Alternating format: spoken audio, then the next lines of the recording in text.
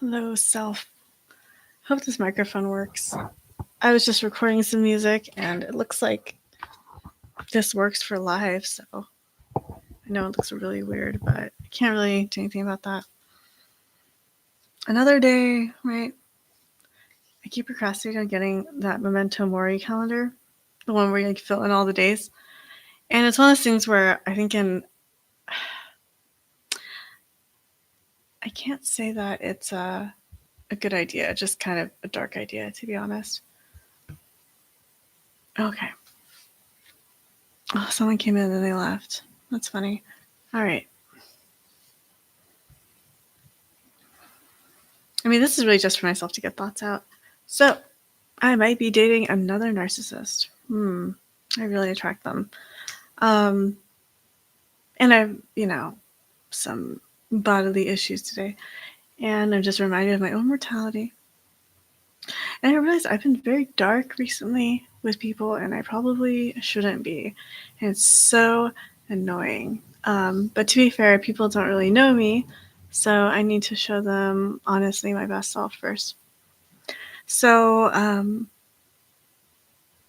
I feel like as a kid, I lived in the future a lot. Like I was just waiting for the future where I didn't have to live under my parents, where I made my own money, where I lived where I wanted to live. I had my own car.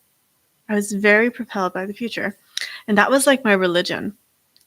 And I'm thinking about the usefulness of religion these days because I'm pretty much like atheist, agnostic, Buddhist, raised Buddhist.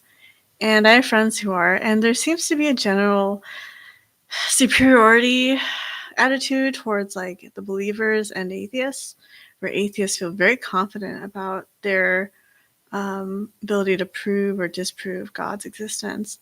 And the issue, kind of the issue it boils down to is faith. Like people who believe have faith in something, and people who don't. That's not really a logic thing. That's just like you do or you don't. This is like independent of logic. And this is the thing with people who are very logical. They really know how to get it twisted in like a way that's not relevant anymore.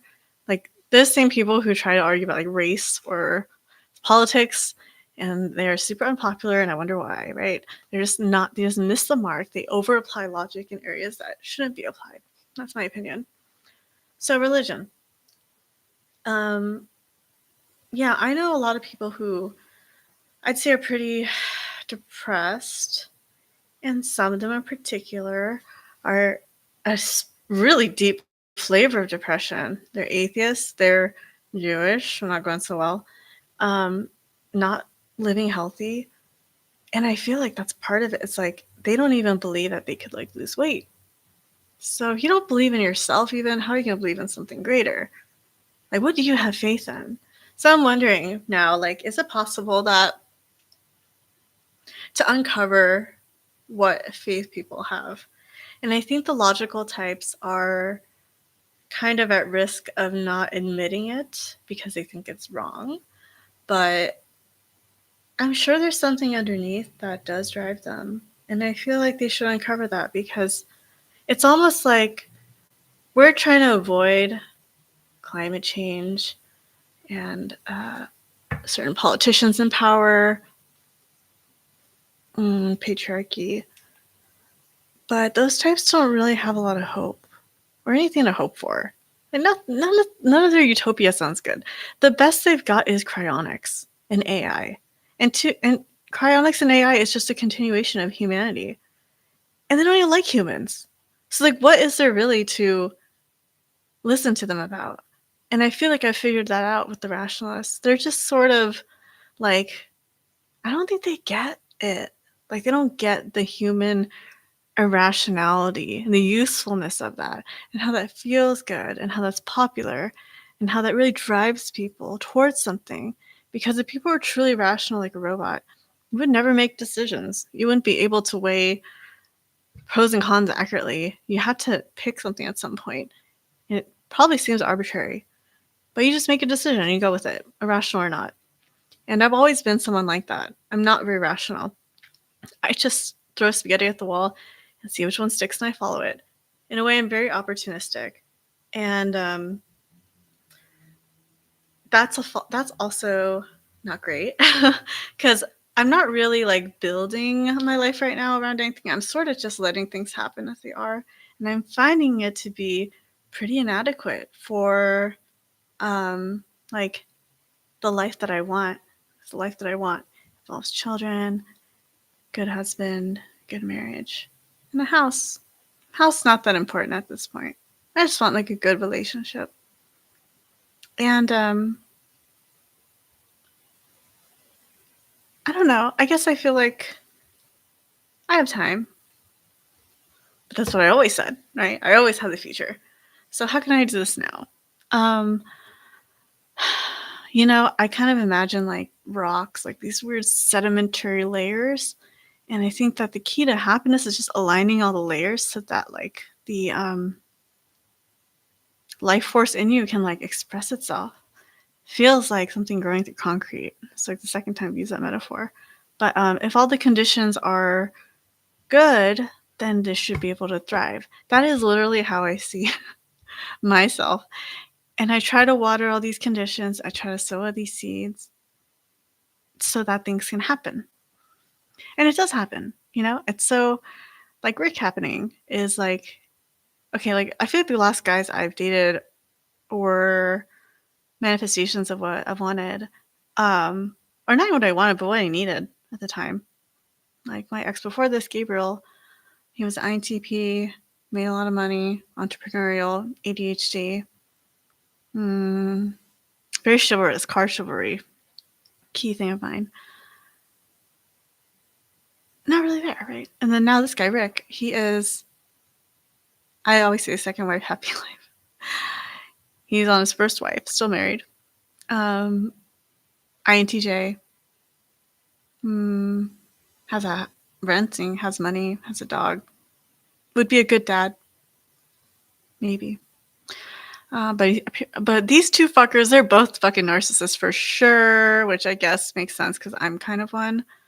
So annoying. But I feel like, I don't know. Yeah, what is the reciprocal of these guys? I guess someone who is like chill. And that's where I gotta chill out. If I want a smart guy, I can't be like arguing with them about stuff. I gotta act like I did with this guy named Brennan. He was a fucking idiot. But like I acted so well with him. I think I wasted a lot. I gotta do that again. Be really nice. Thankful. All that good stuff. Because he was like, he didn't have much money. So I think I was really actually grateful. And then these guys with money, I'm kind of not. And I still need to be. I need to just act. I think I need to act as if it's Brennan, right? I just need to act. That's a sad thing. Maybe that's part of it. And I need to focus on my own work. I work 9 to 6. I gotta do 9 to 6, baby. And maybe do D&D between there. Do not disturb. Maybe tell them that. Yeah. I think that's it for today. It's not really anything related to media, but there are some thoughts on religion there. And at the end of the day, because I was indoctrinated, do believe in Buddhist karma and reincarnation. So I do meatless Mondays. That's why I still try to do things. And I also believe in myself. So even if I didn't believe in Buddhism, I've seen my own efforts and my ability to achieve what I want and to rely on myself. So I have a lot of faith in myself too. So at my core, I do believe in God as a force underlying the world. And I do believe in, you know what? It's so funny how the world is so cyclical. I see the use of religion now. Maybe that's what's going to be next, right? Because we can talk all day about it, but religion has been around for a very, very, very, very, very, very, very long time. And people are still religious. It's not really like a relic of the past, I don't think. That's what these rationalists kind of think. But honestly, like that phrase, like you need Jesus. Look at the 12-step program. Just what do you have to live for if you don't believe in a God? I really mean that. Like, if you don't believe in God, then there is nothing else, and you should just be happy. And like, what energy is there in that? There's none. There's like no energy in that. I think that there is a God. You and I are from that source energy. And we owe it to ourselves to live that out.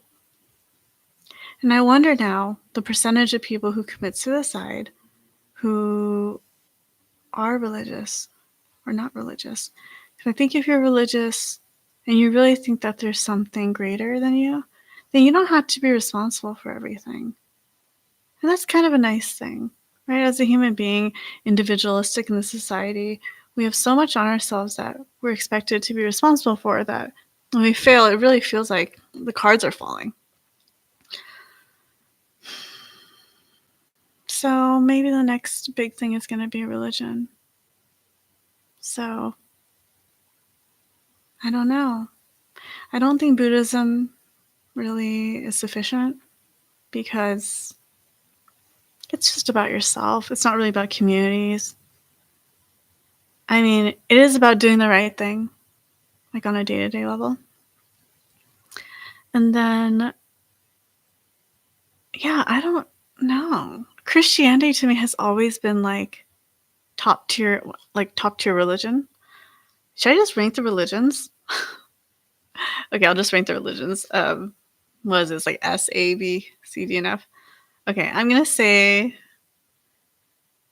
Catholicism gets like a solid D. Like a C. Morals are in the right place. Ish. You should feel guilty about sins, but you shouldn't be allowed to confess them. And traditions are good, like Lent and water and all that, being baptized, changing your name. These are all really great conversion things. Like Catholics are really great at the conversion game. Yeah.